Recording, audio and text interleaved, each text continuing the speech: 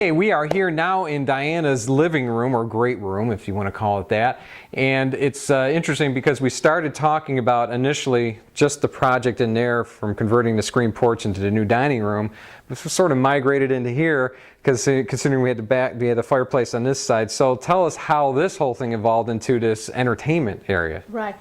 Well, again, I think when you live in a space, you really get a sense of how you use the space. And Sure. so we've been here now 3 years. Originally, we did not have a television in this room. And we just found that since we only have a living room or a great room, we don't have a family room and a living room, that we needed to make this more of a space that we could entertain. And as you'll see from the before photos that you took, this wall was nothing but a massive 10-foot brick monstrosity. Right. Capped with a nice oak mantle. Lovely. Yes, that was falling off. Yes, it was. It was. But certainly. you know, it just takes time and money, and so we've been here. We knew how we wanted to use the space, and my husband wanted a big screen television. That is his toy. Sure. And knowing that he also wanted the fireplace on the other side,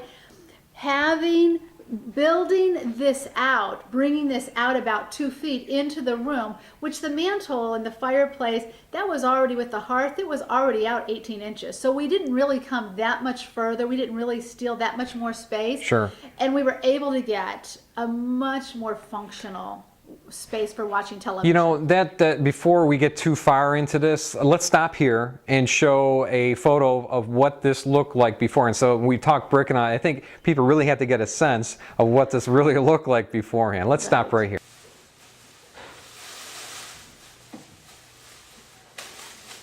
You can see we definitely had, what would you say that architecture was with the brick and the wood, the oak mantle? What would you call that? Vintage 1970s, I think. Vintage. The house was built. I know. Yeah. Right. Interesting. The house was built in the early 90s. But Right. the people who built it were in their 50s and 60s, and That would explain their it. comfort zone Sure. was that 1970s, 1980s. They carried it through look. into the new And home, so right? when they built, that's what they were comfortable with, and so. Not always when you do new construction does it look like new construction. Right. Right. And so, of course, now fast forward 20 years, and it really was showing its age. Well, we've really created a really marvelous piece here, and of course it's centered on the fireplace and of course the TV. Knowing, you know, designing something like this, there's certain things that we needed to know. How big of a TV screen are we putting there? How big of a fireplace? Once we figure that out, then we could design everything around it essentially. Tell us, this is very interesting. Obviously the fireplace is really cool. I like its nice ambience, and it really kicks out the heat as well. But tell us about this material here. You were on a little escapade, if you will, down in South Carolina for a client, and you came across this material. Right. It's called Vetrastone. Okay. And it's a quartz product that is mixed with sea glass and seashells. And I have some clients that I was working on their second home in Pawleys Island, and they were using this material for their kitchen. And when we went to the factory and saw where it was manufactured, and I saw the different colorways, I loved it. I really did. It's unusual. Again, I want that coastal Carolina look for the house, but I don't want it to be in your face nautical. Sure. Because we're not at the lake. Right. And so it has, I love the colors. It really coordinated with the wall color that we use, and is a wonderful texture. One solid piece. And Heavy it was, too. I mean, as you know, Yeah, it was pretty heavy. Bringing this in, over 600 pounds. Yeah, I mean, with the weight alone, and this again goes to the construction techniques. A lot of people aren't interested in the framing and things like that, but it all kind of ties together, doesn't it? I mean, we have to make sure that framing underneath this was to code because we have a flame here, so we had to use metal studs, not wood studs, in that area around there. Of course, that's featured with backer board, and on here we had to actually fabricate some iron. Angle iron to support the very heavy weight of this TV up here.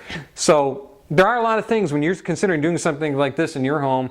You better be working with a great designer like Diana, a builder and an architect, to make sure it all, as a team, to make sure it all kind of marries together so that you don't, hopefully you don't have any pitfalls for yourself. Right, right. And one of the things too, when you're working with flat screens, because I'm seeing this a lot now, Right.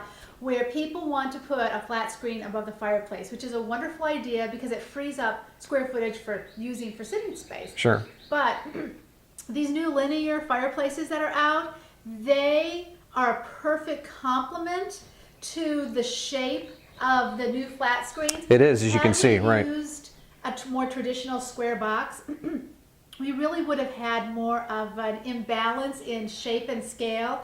So this helps to balance this out. So again, aesthetically, when it's all pulled together, it really works. It does. It really pulls together. They were meant to be together. Yeah. The dynamic duo, if you will. Before we stop here, let's take a look at the feature wall. I'm going to do some panning views here so people have an understanding of what we did here, and we'll break away and come back real quick.